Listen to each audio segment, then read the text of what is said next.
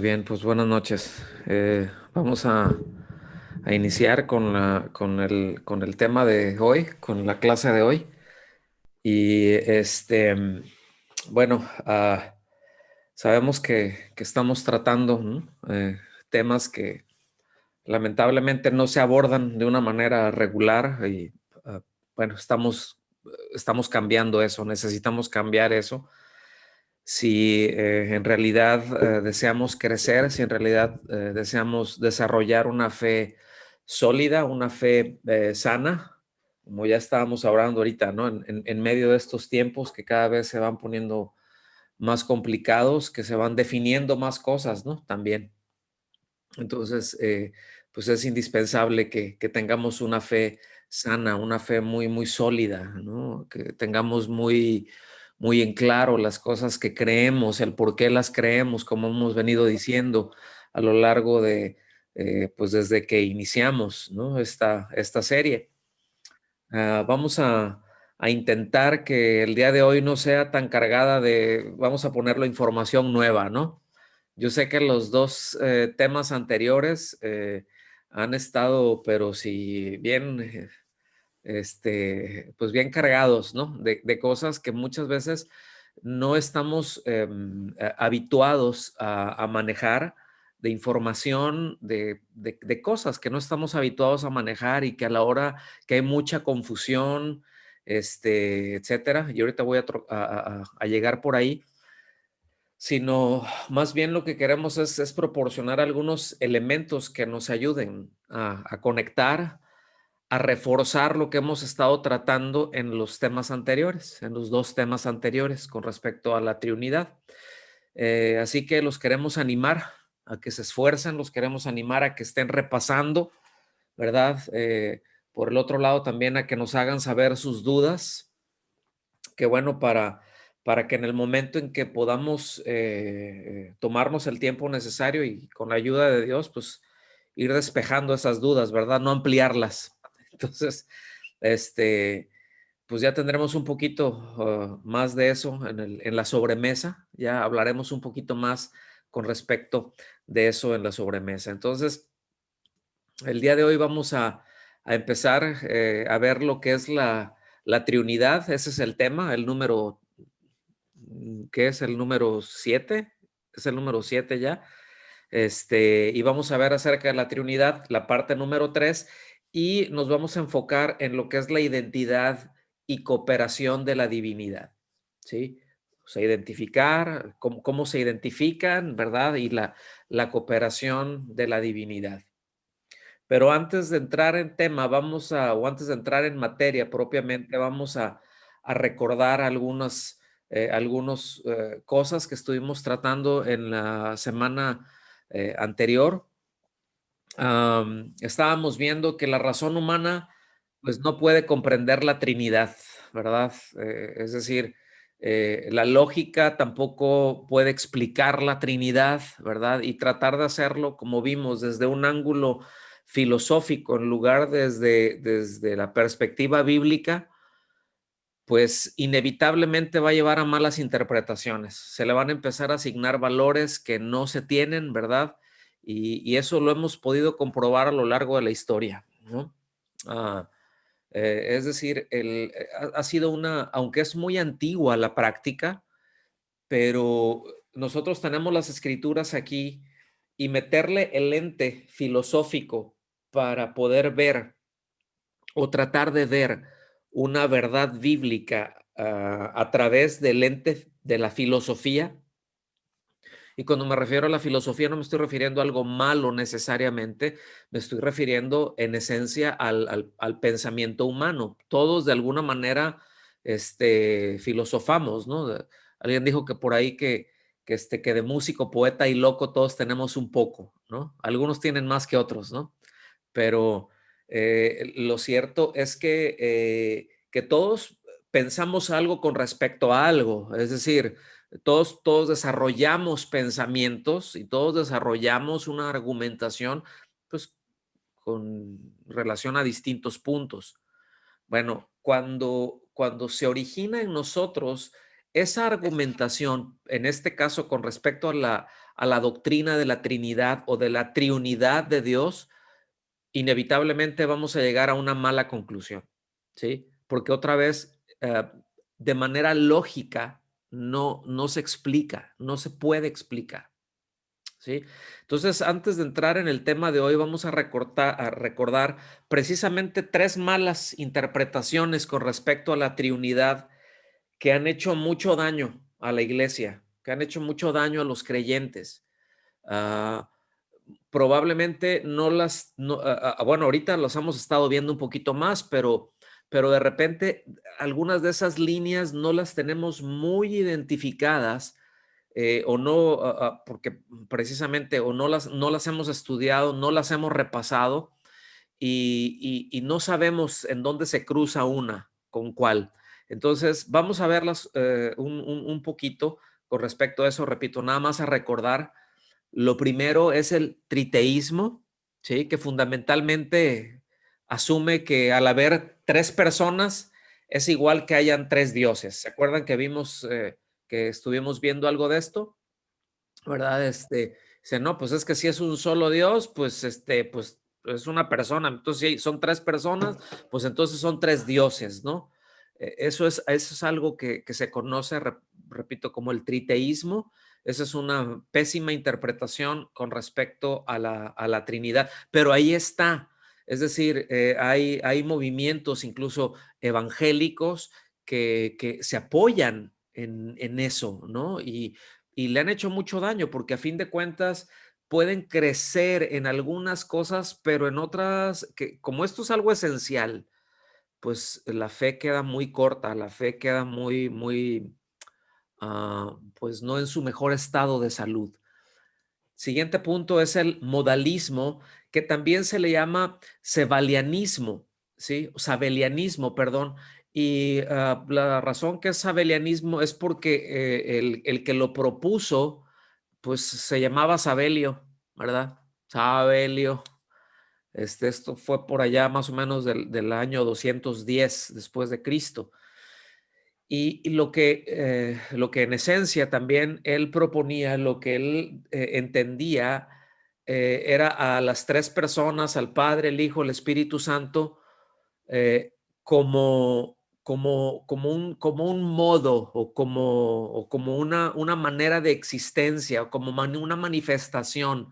Por eso se le llama modalismo, modo Padre, modo Hijo, modo Espíritu Santo. Entonces, recuerdan que estuvimos hablando acerca de que luego intentamos tomar algunos ejemplos o algunas formas para explicar la Trinidad, ¿verdad? No, bueno, es que es como el agua, ¿verdad? Tiene los tres estados del agua, sólido, líquido, gaseoso, pero es la misma agua. En fin, eso es utilizar desde un ángulo, una perspectiva filosófica y no nos lleva a ningún lado. Es decir, cuando tratamos eso, cuando utilizamos incluso ese ejemplo, ese es un modo de modalismo. Es decir, es solamente una manifestación de lo mismo, ¿sí? Pero les recuerdo, la triunidad es una cosa muy distinta. Ahorita vamos a entrar, vamos a regresar más bien ahí. Y lo último es el arrianismo. El arrianismo. Esencialmente, el arrianismo, pues, a ver, estoy tratando de hacer espacio porque no sé si ya ahí se alcanza a ver. Pero el arrianismo esencialmente niega la deidad de Cristo, ¿verdad? Y enseña que solamente hay, bueno, que hay un solo Dios, y eso es correcto, que hay un solo Dios, pero que solamente el Padre es increado, es decir, que el Hijo es una creación, que el Espíritu Santo no es una persona, que el Espíritu Santo es una fuerza, ¿verdad? Y eso es lo que básicamente enseña el arrianismo. Esas son las bases, ese es el fundamento de lo que ahora nosotros ubicamos, ¿verdad? Que está muy arraigado, por ejemplo, en la secta de los testigos de Jehová, ¿no? Eso, básicamente el arrianismo eh, es el eje central de la doctrina de ellos. Pero estas son interpretaciones que se han dado precisamente de la Trinidad cuando tratan de explicar con la lógica, ¿sí? Algo que no tiene explicación. Cuando se trata de explicar en un nivel humano algo que el humano no puede explicar, ¿sí? Eh, Ahora, pues para confundirlos un poquito más, ¿verdad? Estas tres cosas, pues son corrientes de lo que nosotros ya mencionamos como el unitarismo, ¿no? Es decir, tanto el triteísmo como el modalismo, como el arrianismo, son líneas que tienen son líneas unitarias, ¿no? Hablábamos también que eh, la diferencia, vamos, entre monoteísmo y unitarismo, pues la diferencia es monumental, ¿no? Entonces, hablábamos, ¿verdad? También que a ningún ser humano se le habría ocurrido pensar o incluso desarrollar por sí mismo esta doctrina de la triunidad o de la Trinidad, y que la doctrina en sí misma es una revelación directa de parte de Dios, es decir, que es Dios revelando o revelándonos, revelando a través de las escrituras, dejándonos ver cómo es Él.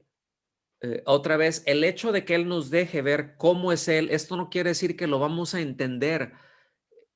El hecho está, y debemos de disfrutar que Dios nos está dejando verle, que Dios está revelando a nosotros. Entonces, de ninguna manera, repito, es como que esto se puede desarrollar o que el ser humano lo desarrolló, porque otra vez no lo puede explicar. Y ya vimos, acabamos de ver tres ejemplos, los más conocidos, cuando han tratado de explicar la Trinidad, ¿sí? Este, Esto no es algo como decía Tomás de Aquino, ¿verdad? Que es el doctor Angelicus de la Iglesia Católica, ¿verdad? Es decir, quien desarrolló en esencia todo lo que se tiene ahorita como doctrina de la Iglesia Católica, la desarrolló Tomás de Aquino. Y él decía que con observar la naturaleza y pues echarle filosofía, ¿verdad? Que uno podía darse cuenta de la Trinidad, porque habían muchas cosas de tres, tres, tres, tres, tres. Y acuérdense, él le metió la filosofía. ¿Se acuerdan que hablamos de las trías? ¿Se acuerdan de eso?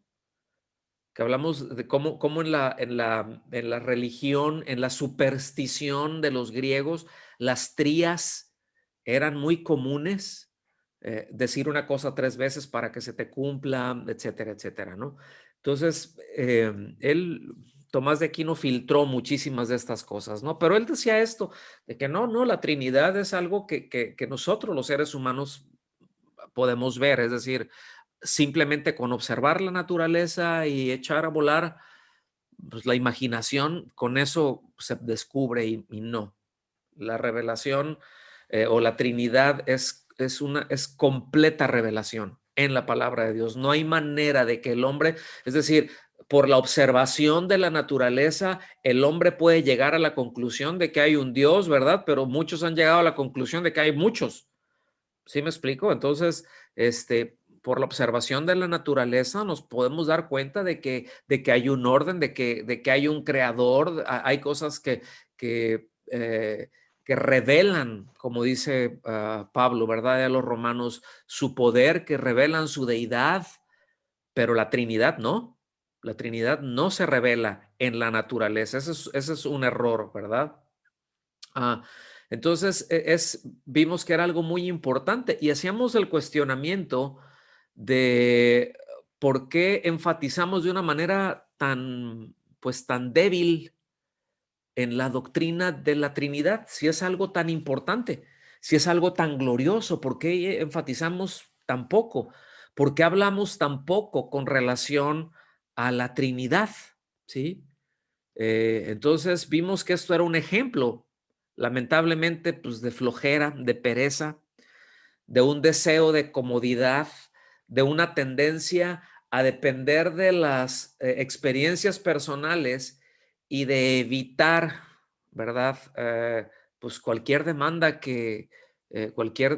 de un esfuerzo intelectual, porque pues tenemos que dedicarnos, tenemos que pasar tiempo, tenemos que detenernos en las escrituras, tenemos que repito, ir y habrá cosas que, ay, yo no sé, bueno, yo estoy seguro, ¿no? Que a varios de nosotros a la hora de que estamos viendo esto es así como que, y ahora esto qué es, no me entra, ya estoy más confundido, ¿verdad? Y yo no entiendo cómo es que el Padre, y que el Hijo y el Espíritu Santo, y cómo es que es un solo Dios, es un solo ser, ¿verdad? Es un solo Dios y son tres personas distintas, no entiendo esto, ya me confundí. Yo creo que la mayoría en algún punto, yo espero hablar en pasado de que estaban así y que conforme hemos ido avanzando, las dudas se han ido despejando, pero requiere un esfuerzo, mis amados, requiere un esfuerzo.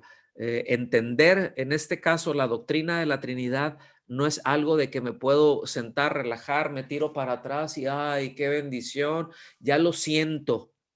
No, esto no es de sentir, esto requiere un esfuerzo. Y por último, vamos a recordar tres aspectos, ¿verdad? Importantes, muy, muy importantes con respecto a a la Trinidad de Dios. Número uno es que Dios es un ser, Dios es un ser en tres personas distintas. ¿Cuáles son estas tres personas distintas? Padre, Hijo y Espíritu Santo. Pero es un solo Dios, es un solo ser. Dios es un ser en tres personas distintas. Eso es número uno. Número dos, que cada uno tiene una particularidad, una peculiaridad que es incomunicable a otros. ¿Sí? ¿Qué quiere decir esto? Que el Padre no puede ser el Hijo, que el Espíritu Santo no puede ser el Padre, que el Hijo no puede ser el Espíritu Santo, y cualquiera de las combinaciones que ustedes gusten tener ahí, porque precisamente eso es modalismo, ¿sí? Eso es modalismo, o sea, que cambia nada más en su modo. Entonces, cada uno tiene una peculiaridad incomunicable a los otros dos, ¿verdad? Y por último, cada uno sin los otros es Dios. Ya dices, ya, aquí ya se me fundió el fusible de plano. Sí, el Padre es 100% Dios, el Hijo es 100% Dios, el Espíritu Santo es 100% Dios, pero es un solo Dios. Entonces, ¿son tres dioses? No, un solo Dios en tres personas distintas. ¿Sí? Entonces, pues vamos a entrar a lo que es el tema de hoy. Este, y bueno, sin duda nos va a ayudar mucho el hecho de tener en claro que una persona pues, literalmente es un individuo, ¿verdad? Y que habla de una personalidad propia. La semana pasada, a la hora de la sobremesa, Rocío mencionó muy atinadamente con respecto a esto y es de gran ayuda, déjenme decirles, ¿sí? Entonces vamos a empezar por aquí, vamos a empezar a ver qué es una personalidad. Entonces, cómo cada uno tiene una personalidad propia, pero por definición, la Real Academia de la Lengua Española define personalidad de la siguiente manera. Así es como lo define, como la diferencia individual que constituye a cada persona y la distingue de otra. Otra vez, ¿qué es personalidad? ¿Verdad? Es la diferencia individual que constituye, que forma a cada persona y la distingue de otra. Es decir, cada uno nos podremos parecer mucho, unos gemelos se pueden parecer, ¿verdad? Pueden estar igualitos hasta el mismo lunar y todo lo que ustedes quieran, pero tiene una personalidad distinta, ¿sí? Entonces, ¿por qué? Porque somos personas distintas, somos individuos, ¿sí? Y esto precisamente la personalidad hace esa distinción, hace esa diferencia. Entonces, la personalidad se puede definir de esta manera. Ay, ahí está. La personalidad se puede definir de esta manera, ¿verdad? Simplemente como la posesión de intelecto, emociones y voluntad. ¿Sí? La personalidad se puede definir así como la posesión de intelecto, emociones y voluntad. Eso es lo que constituye una persona. Una persona, esto es lo que tiene. Tiene una forma de pensar, tiene emociones propias, tiene una voluntad propia que puede estar uno de acuerdo con el otro, sí o no, eso es aparte. Las emociones no siempre nos sentimos de la misma manera con respecto a lo mismo todos, aunque nos parezcamos mucho, ¿verdad? Cada uno tenemos nuestra propia voluntad. Eso es una personalidad propia. Y tanto el Padre, el Hijo y el Espíritu Santo, cada una de estas personas tiene una propia personalidad, ¿sí? Entonces es muy útil el término de persona, ¿sí? Porque no solo enfatiza una manifestación propia, pero una personalidad individual, ¿sí? Esto es muy, muy clave. Esto es muy, muy clave. Repito, yo creo que si nosotros nos detenemos en esta parte y meditamos más con respecto a lo que es esto, a lo que es personalidad, nos va a ayudar mucho a tener muy, muy en claro cómo, pues, cada individuo es distinto. Si es distinto entre nosotros, no es distinto entre el Padre, el Hijo y el Espíritu Santo, aun cuando es el mismo Dios. Otra vez, no se puede explicar, ¿sí? Pero ahí está, eso es lo cierto. Cada uno tiene funciones distintas, operan en maneras distintas, pero todos con una perfecta coordinación, los tres en una sujeción perfecta, en una armonía perfecta, ¿verdad? Entonces, pues tengamos presente esto y también tengamos presente Deuteronomio 6:4. Este es un texto que es muy importante, que es esencial, porque afirma que solamente hay un Dios. ¿Se acuerdan que vimos esto la semana pasada? Escucha, oh Israel, el Señor es nuestro Dios. El Señor uno es, ¿verdad? La revisión Reina Valera, ¿verdad? Dice, Jehová es nuestro Dios. Entonces, y está bien, esto simplemente es el Señor es nuestro Dios, Jehová es nuestro Dios, el Señor uno es, Él es único, ¿sí? Está hablando de una, no solamente de una unidad, pero está hablando de de que es único, de que no hay nadie como Él, y esto es muy, muy importante.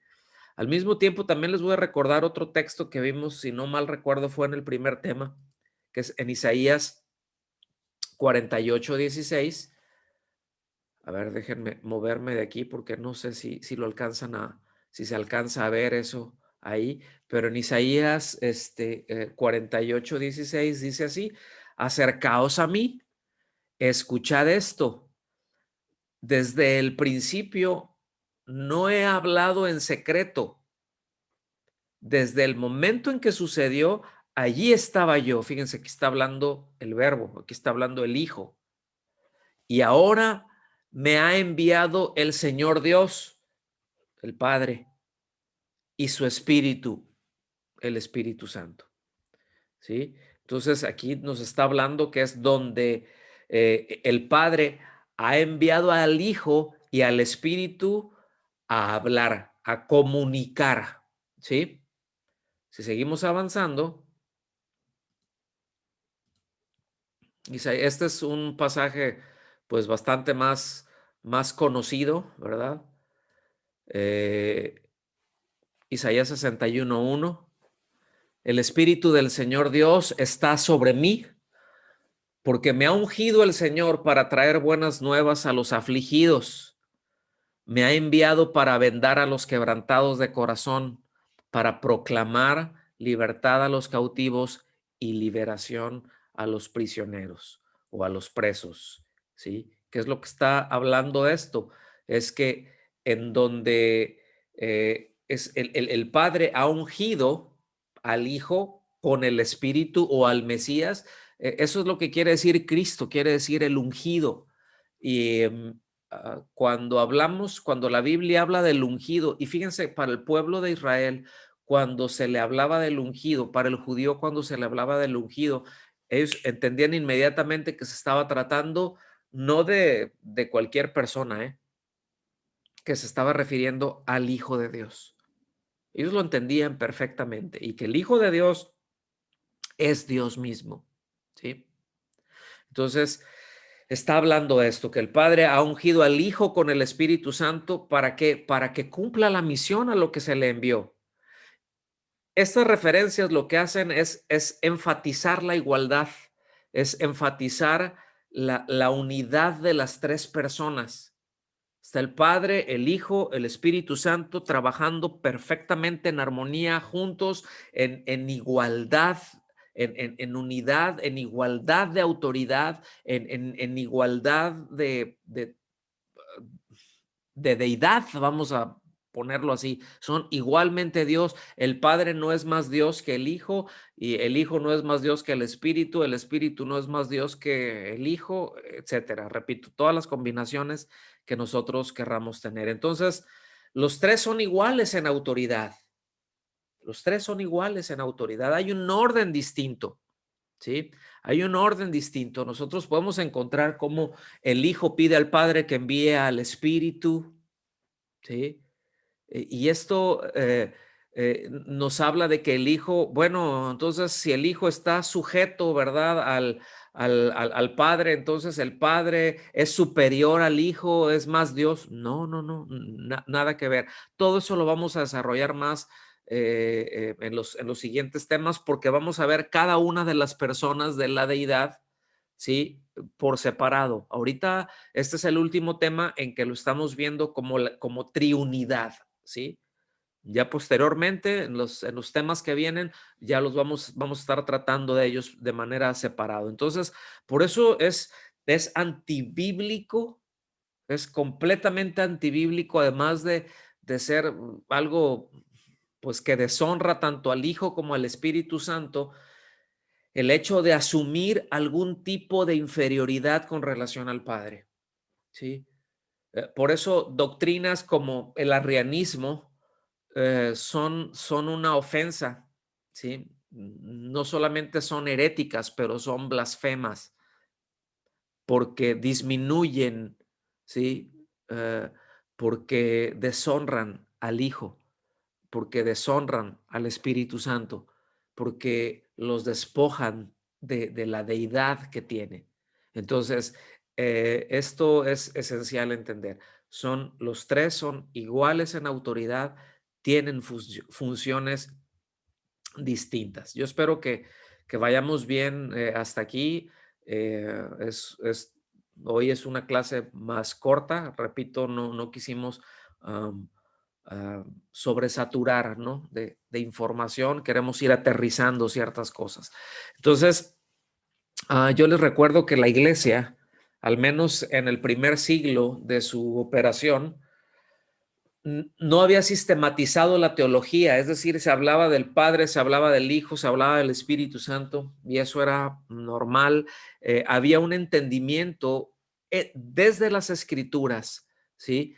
Ah, que esto así era. Yo les recuerdo que los primeros años, a lo mejor los primeros 10, 15 años, sobre todo los primeros 10 años más por ahí, pero en su gran mayoría, la iglesia, de hecho, en un principio eran nada más judíos, ¿sí? Que fue un shock a la hora de que se enteran de que también a los gentiles les era dada la salvación, aunque era algo que ya estaba revelado en el Antiguo Testamento, pero había un orgullo, como todavía lo hay, ¿no? Eh, el, el- Ese tema de los judaizantes es, es fascinación, ¿no?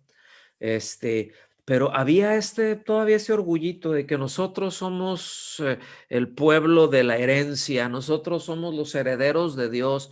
De hecho, fíjense bien, habían partes de los judíos aún dentro de su piedad, dentro de las oraciones que decían, ellos decían, Señor, te doy gracias, ¿verdad? Porque no soy gentil, te doy gracias porque no soy mujer, ¿sí? Y te doy gracias porque no soy un asno. Esos eran partes, eran de las formas de algunas de sus oraciones, con las que empezaban. Digo, muy piadosos, pero había una arrogancia, un orgullo espiritual impresionante. Y el punto es de que aún con una, aunque habían malas interpretaciones con respecto a las escrituras, lo cierto es de que ellos no tenían problema en reconocer las escrituras como palabra de Dios, ¿sí?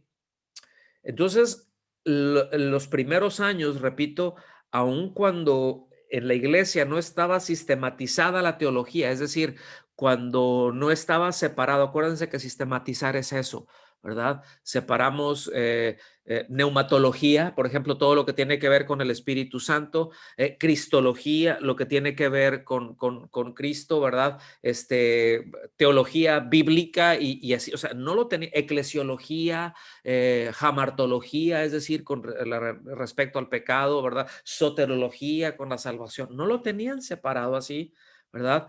Ellos no estaban, por ejemplo, muy adentrados con la doctrina del Espíritu Santo, pero ellos conocían muy bien la obra del Espíritu Santo en el creyente. Ellos tenían perfectamente en claro que el Hijo vivía en ellos por el Espíritu Santo.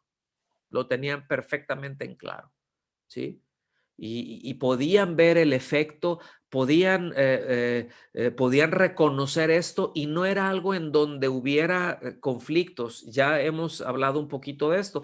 Entonces, conforme fueron pasando los años, fueron saliendo rollos distintos, fueron saliendo ideas, tratando algunos de explicar cosas, ya lo vimos al principio, y unos se fueron para allá y hubo necesidad de que alguien se levantara y expusiera con respecto a eso y que defendiera.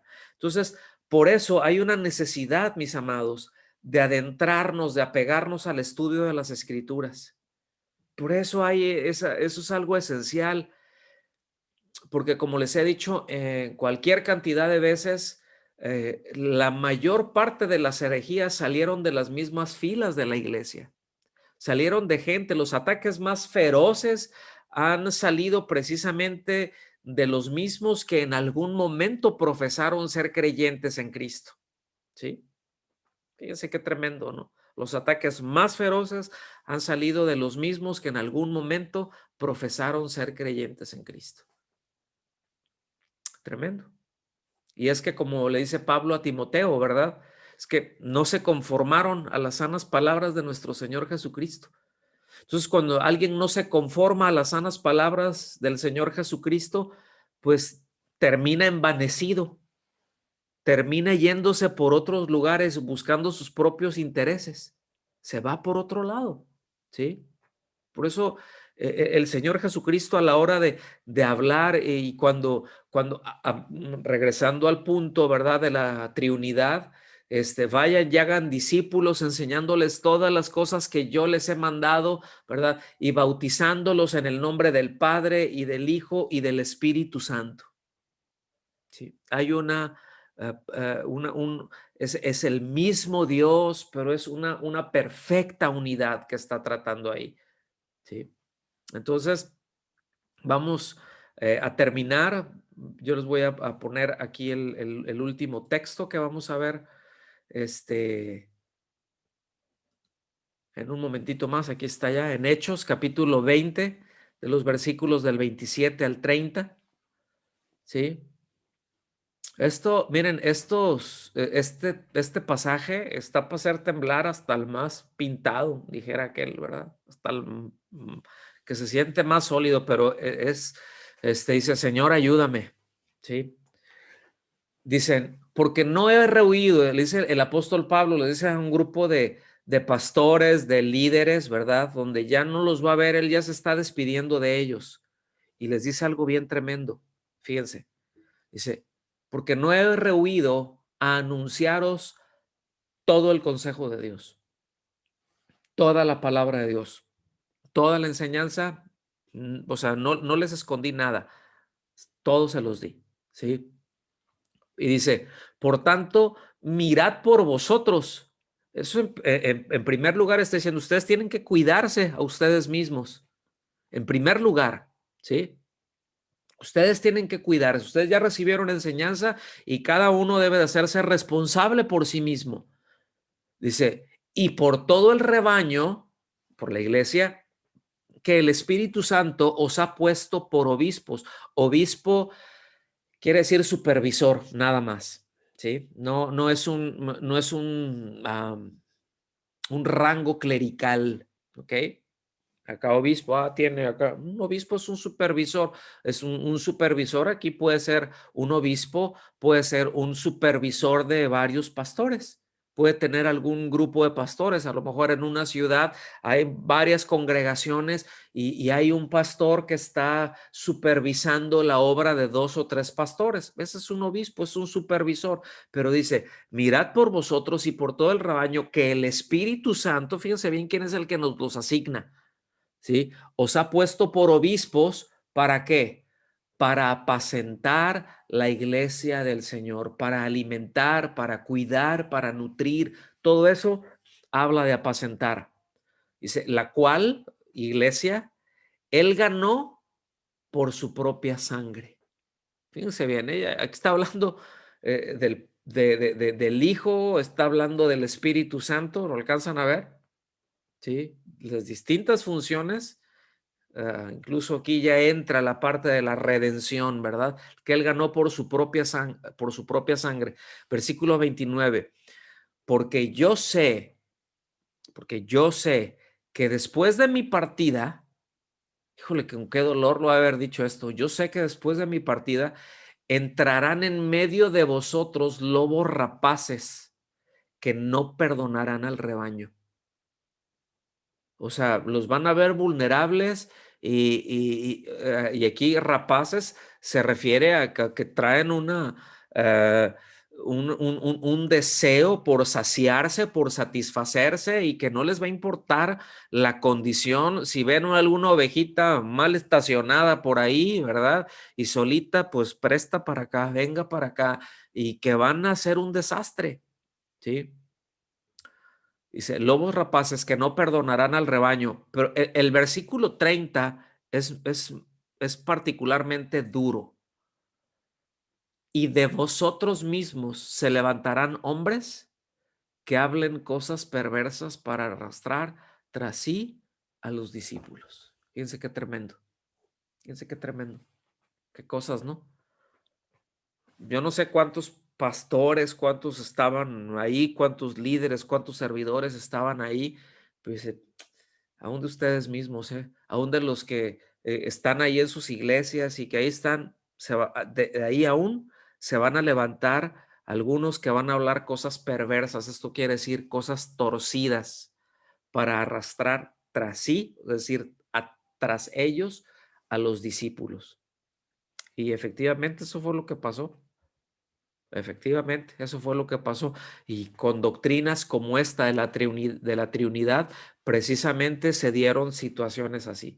Entonces, la iglesia, la sana doctrina siempre ha sido atacada. Desde un principio, bueno, primero ahí por los judaizantes, ¿verdad? Y al ratito por los gnósticos y ya al ratito, ¿verdad? Por los monarquistas y bueno, y los arrianos, estábamos a los modalistas, etcétera. Entonces, cosas esenciales fueron golpeando, cosas esenciales las fueron minando, ¿sí? Pero gracias a Dios porque Él siempre guarda su palabra y porque Él guarda a los suyos con su palabra. Amén. Entonces, hasta aquí vamos a dejar el tema del día de hoy. Hasta aquí lo terminamos. Eh, en caso de que hubiera preguntas, pues ahorita, ahora sí que vamos a pasar a la sobremesa.